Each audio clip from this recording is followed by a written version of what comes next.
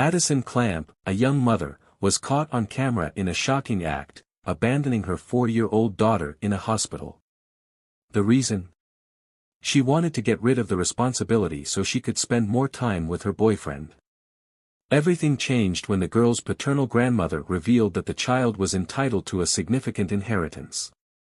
Upon hearing the news, Addison rushed back, demanding custody of her daughter. However, what the grandmother did next was surprising and unprecedented. Sitting in a hospital bed, little Lexi felt overwhelmingly afraid. Although the environment was routine, with doctors caring for patients and nurses circulating, everything seemed frightening to the little girl, who, unable to contain her emotion, began to cry, covering her eyes with her fragile little hands. After a few moments, Nurse Sophia Conway approached her in a soft tone and asked, "Hi, honey, how are you? Where are your parents?" Lexi, only 4 years old, remained silent, her eyes still red from crying. Sophia looked around and, seeing no one, asked another question, "Where's your mommy, honey?" Lexi's answer was hesitant and confused, barely able to form clear words. Faced with the situation, Sophia gently picked up the girl in her arms and took her to the reception, determined to understand what was happening to that little child, left alone in such a cold and impersonal place. Unaware of the gravity of the situation, the nurse walked to better understand what was happening. An hour earlier, Addison Clamp, Lexi's mother, had arrived at the hospital carrying her daughter in her arms. Her posture was hurried, her eyes always avoiding contact with anyone, as if she wanted to go unnoticed amidst the natural chaos of that hospital environment. Taking advantage of the general distraction, Addison found an empty bed, sat Lexi down on the bed and, without looking back, began to walk away. Little Lexi, with her innocent and bright eyes, realized what was happening and began to cry. Frightened, she stretched out her arms towards her mother, as if she could reach her back, and begged in a trembling voice, "Mommy, don't go. I'm scared."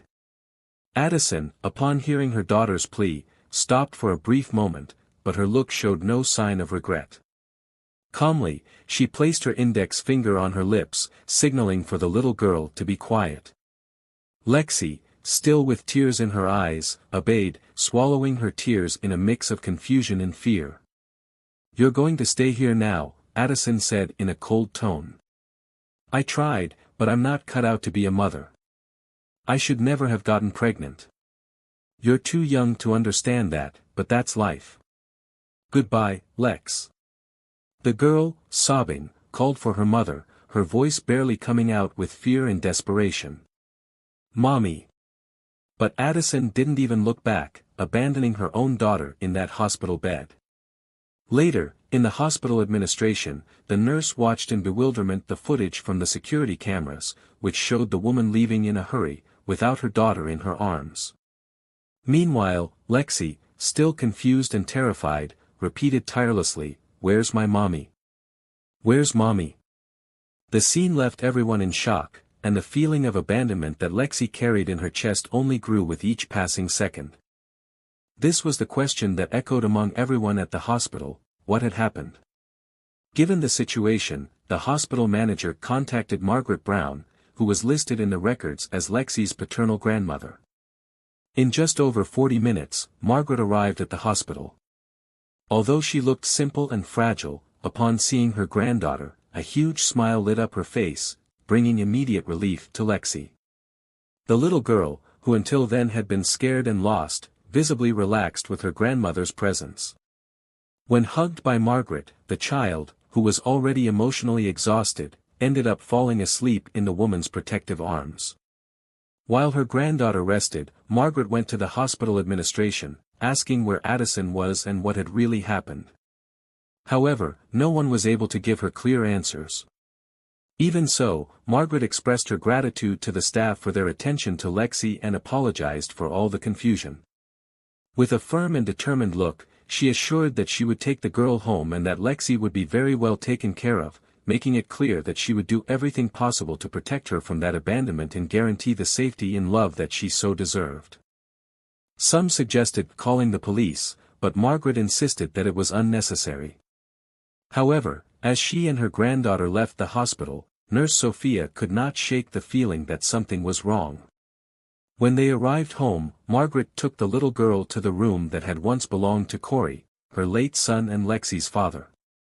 As she tucked her granddaughter into bed, Margaret felt tears well up in her eyes.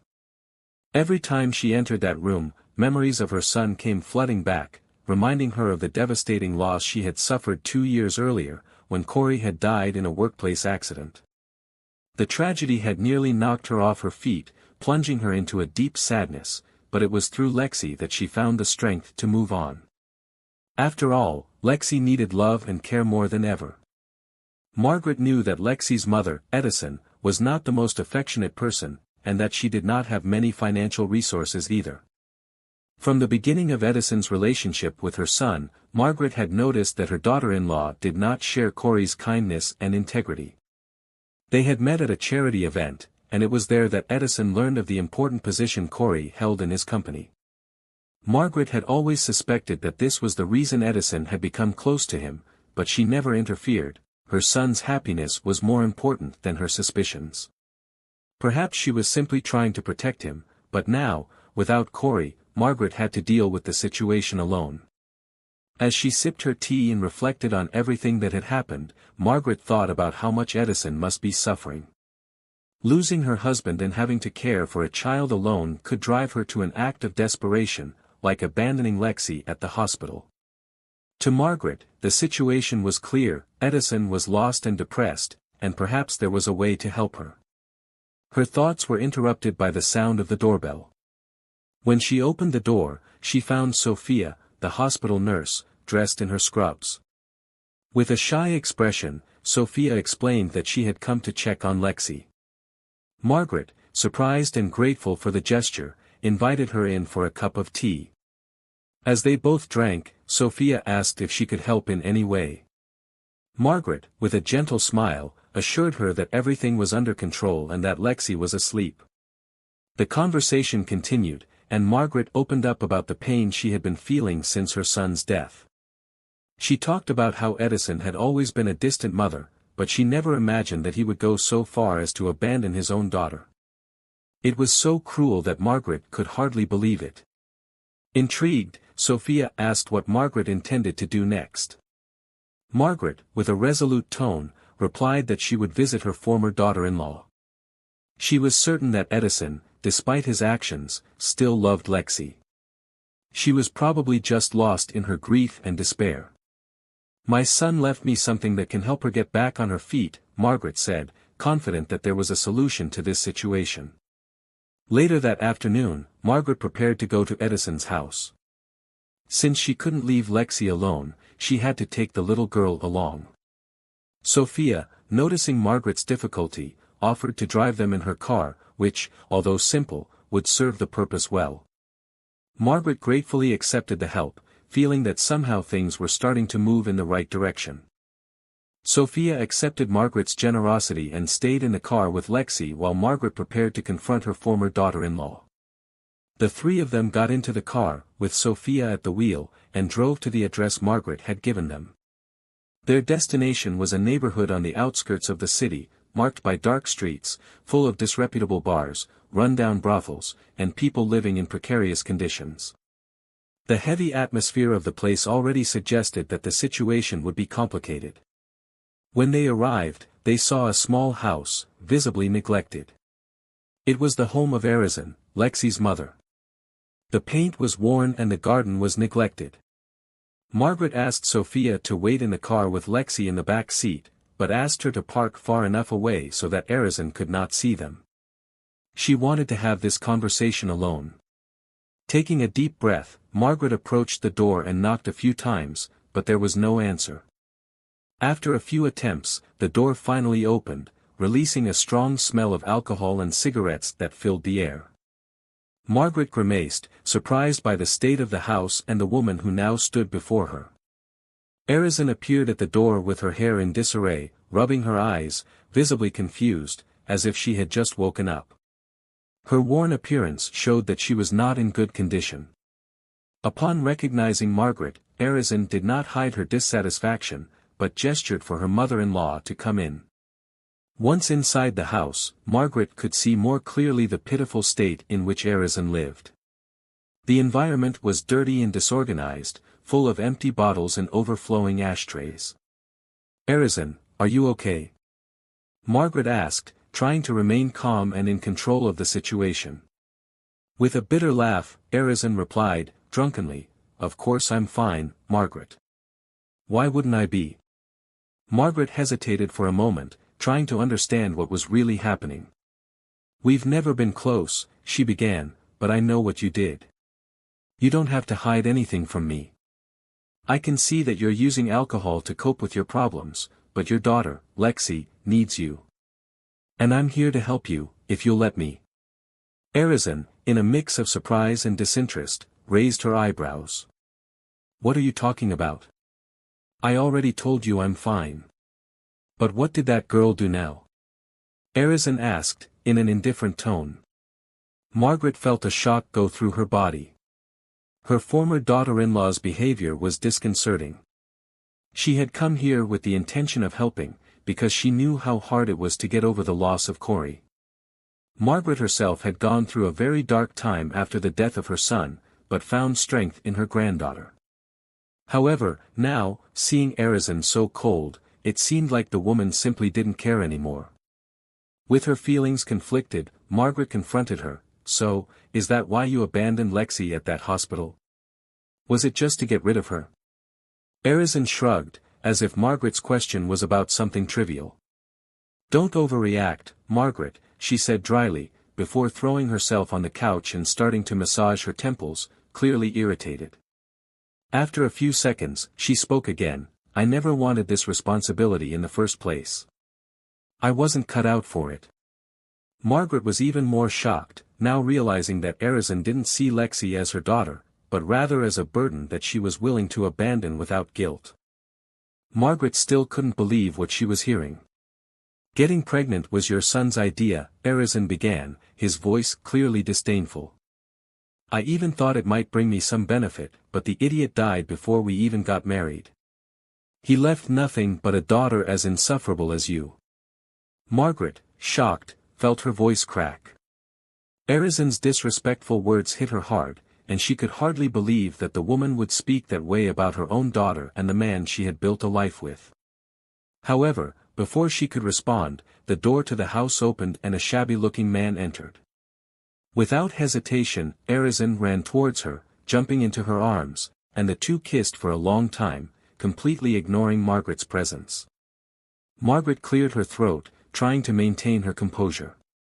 Still in disbelief, she remained there, determined to understand why Arisen had abandoned Lexi at the hospital. The daughter-in-law, finally getting off the man's lap, turned to Margaret and said disdainfully, "Oh, this is my boyfriend." The man didn't bother to greet Margaret, walking straight to the kitchen with a case of beer. Confused and offended, Margaret insisted, "You still haven't explained to me why you abandoned Lexi at the hospital." Arisen, visibly irritated, let out an impatient sigh. "Look, I don't even owe you an explanation, but if it's going to make you leave me alone, I'll say it. And I need some time just for us. We're boyfriends, and boyfriends want to be together, you know. Your son was always too busy, so I needed someone to fill that need." Margaret, her throat tight with anger, answered through gritted teeth, "Don't talk about my son anymore, understand?" At that moment, emerged from the kitchen, laughing sarcastically. "Let the cuckold rest in peace, love. Now, please, ma'am, get out of my house before I have to take you by force." Margaret, trying to hold back her tears, took one last look at Arisen, expecting some trace of remorse or regret, but all she found was a cold and indifferent face. This was the confirmation that Margaret had feared. Her former daughter-in-law was truly incapable of offering any care or love to Lexi. Feeling the weight of the situation suffocating her, Margaret walked to the door and, before leaving, turned and said, "You will not hurt Lexi anymore. I will get custody of my granddaughter, and you don't know what you are missing." Arisen shrugged and replied cynically, "Do us all a favor and get custody of her. Good luck." Margaret, now unable to bear this humiliation any longer, closed the door and left the house. She felt exhausted and emotionally devastated. Her suspicions, which before seemed only distant fears, were now completely confirmed. Arisen was heartless, had no empathy, and it was clear that Lexi would be much better off away from her. When Margaret got to her car, she found Sophia waiting with Lexi. Wasting no time, she simply said, "Come on, don't look at that house." Her tone was firm, but filled with sadness. Sophia quickly started the car, realizing the gravity of the situation. Back in the safety of her home, Margaret collapsed on the couch, panting and emotionally drained. Sophia silently poured her a glass of water. Lexi, innocent of everything that had happened, went to play in the corner of the living room, while Sophia sat next to Margaret, ready to listen and offer support. The house, once full of painful memories, now felt like a refuge. Margaret knew that the custody battle for Lexi would not be easy, but at that moment, she was more determined than ever to protect her granddaughter from the cruel world that Arisen lived in. After hearing the entire story, Sophia crossed her arms in indignation and exclaimed, "How absurd! This woman is despicable." Margaret, trying to calm herself, looked at her granddaughter who was playing on the floor, distracted. Suddenly, the girl turned and asked, "Grandma, are you sad?" Margaret, surprised by her granddaughter's sensitivity, realized how much Lexi resembled her father. The resemblance was striking. Not only the delicate features, but also the empathetic nature, so characteristic of her son, were present in that child. Even so young, Lexi always cared about the well-being of others, and this deeply touched Margaret. She smiled, responding tenderly, "I'm fine, dear. And I feel even better having you here with me."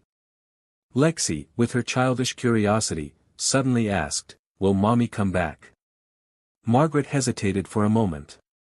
Lying would have been easier, but she knew that Lexi deserved the truth.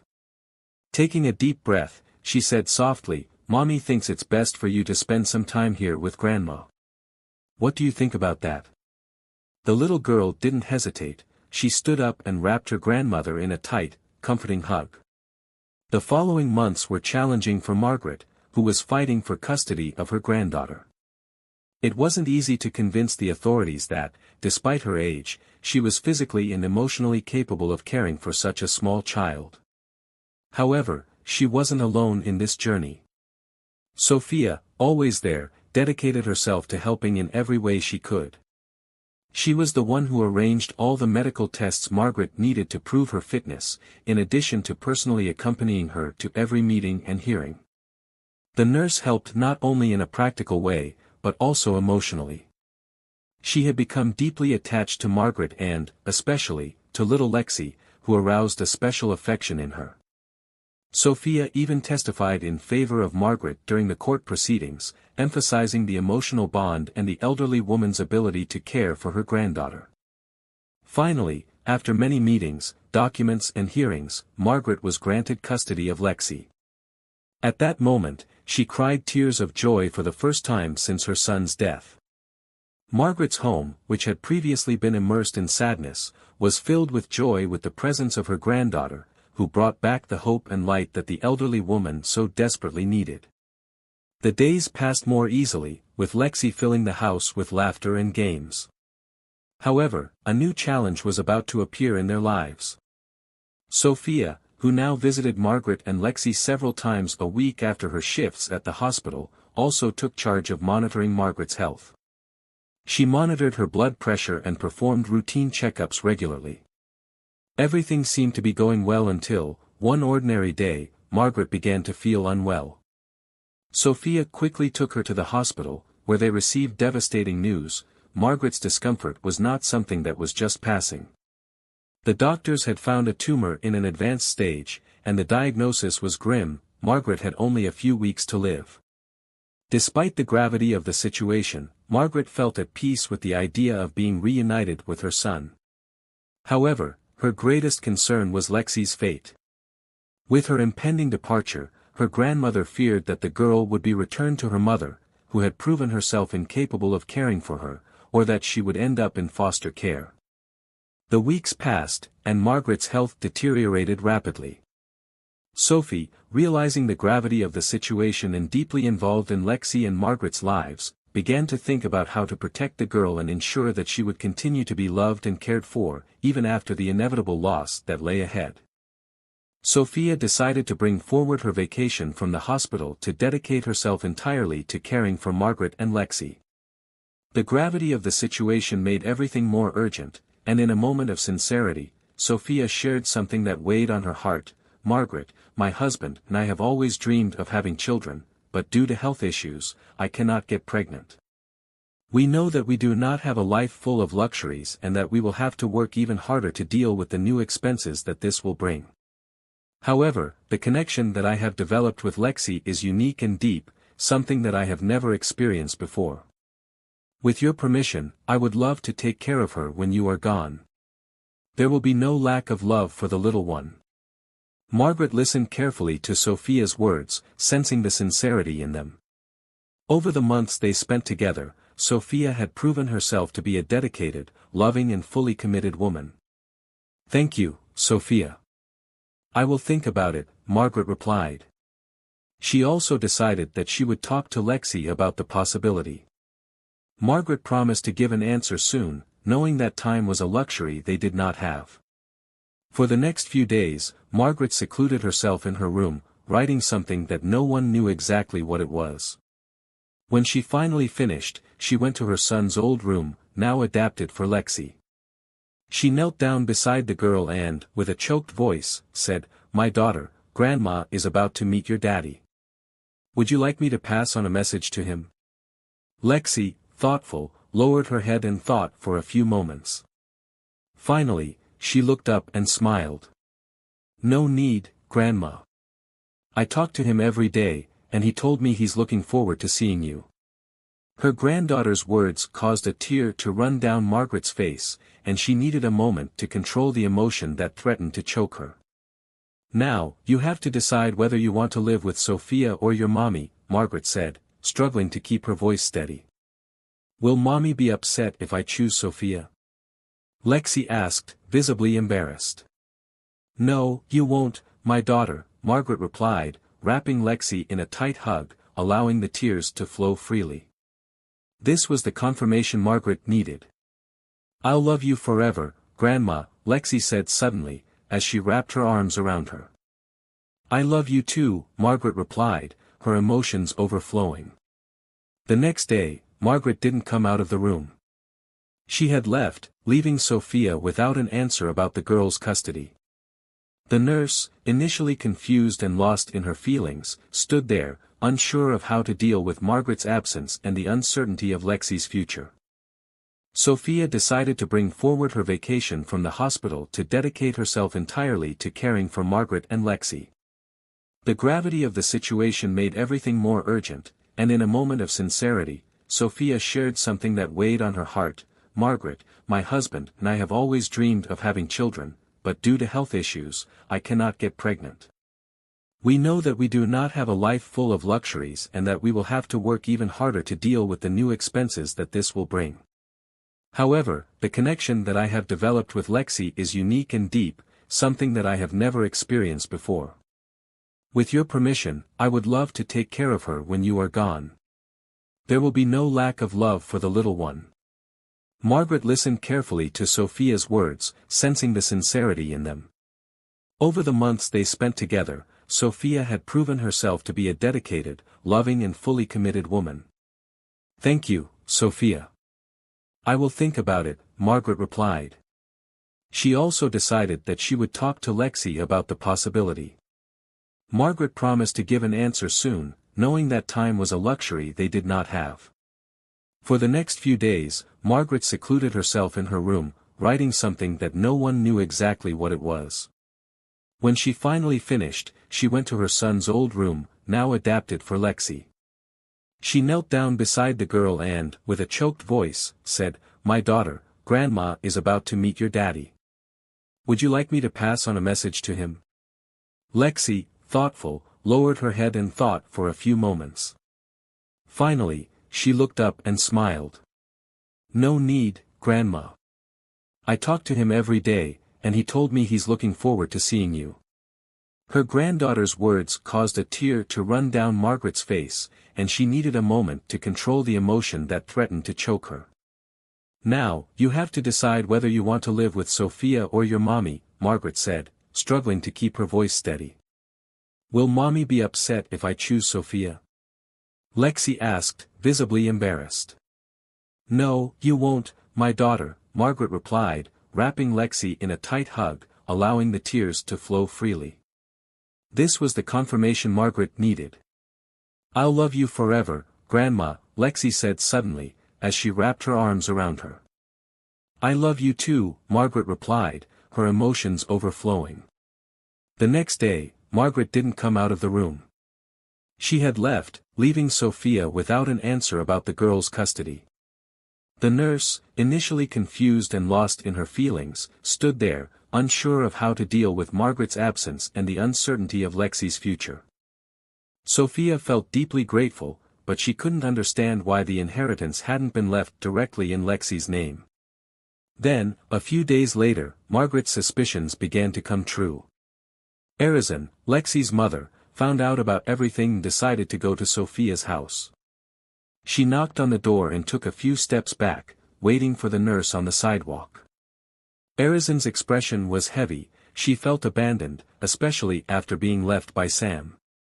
As soon as Sophia answered, Erizan exclaimed, in an authoritative tone, "Where's my daughter? I'm going to take her now." Meanwhile, the girl was distracted, playing with a ball, oblivious to the tension in the air. Erizan, in a moment of contempt, added, "You're going to beg to come back with me now." Sophia, instead of responding to the provocations, simply held out the letter she had in her hands, saying that Margaret had instructed her to deliver it. Erizan, excited, opened the envelope right there, believing that her future was finally resolved. However, as she read on, her enthusiasm began to wane. Erizan, if you are reading this letter, then my suspicions about your character have always been correct. You only came back for my son's money, the letter began. With each sentence Erizan read, his frustration and indignation grew. Margaret continued, expressing her trust in Sophia, stating that even if the situation took an unexpected turn and Erizan gained custody of Lexi after a long legal battle, she would still have to support her with the sweat of her own labor. You know this is not what you want. A daughter would only get in the way of your plans to find men who can support you. Please have the decency to get out of my granddaughter's life. You are the worst example she could have, the message concluded, with a tone of desperation and protectiveness. Erizan felt anger rise within him as Margaret's mother's words echoed in his mind. The situation became increasingly tense, and the truth she didn't want to face confronted her there, in that moment. Erizan swallowed hard, completely stunned, as she tried to comprehend the devastating power of the words she had just read. Those lines had hit her in a way she had never imagined possible. Overcome with fury, she crumpled and tore the letter in an impulsive gesture, walking away shouting curses at Sophia, letting out all her frustration. Without looking back, she left, ignoring even the possibility of saying goodbye to her daughter. Meanwhile, Sophia, her husband and Lexi made the decision to move to a larger house, located in a nicer neighborhood and close to a good school, as well as recreational areas that would provide the girl with a safe environment to grow and explore. Lexi, still so young, did not understand all the complexities of life, but with time, as she grew older, she would understand how lucky she was to be left in the hospital, where her grandmother was able to care for her until her last days. It was in this context that Lexi was able to find her real mother, Sophia. Every night before going to sleep, Sophia made a point of silently thanking Margaret, acknowledging the importance of her help and the legacy she had left behind. This gratitude had become a ritual, a moment of reflection and connection that filled Sophia's heart. If you enjoyed this story, don't forget to like the video. And don't miss the opportunity to check out the next story that's appearing on the screen now, it's sure to touch your heart. Enjoy your session and see you in the next video.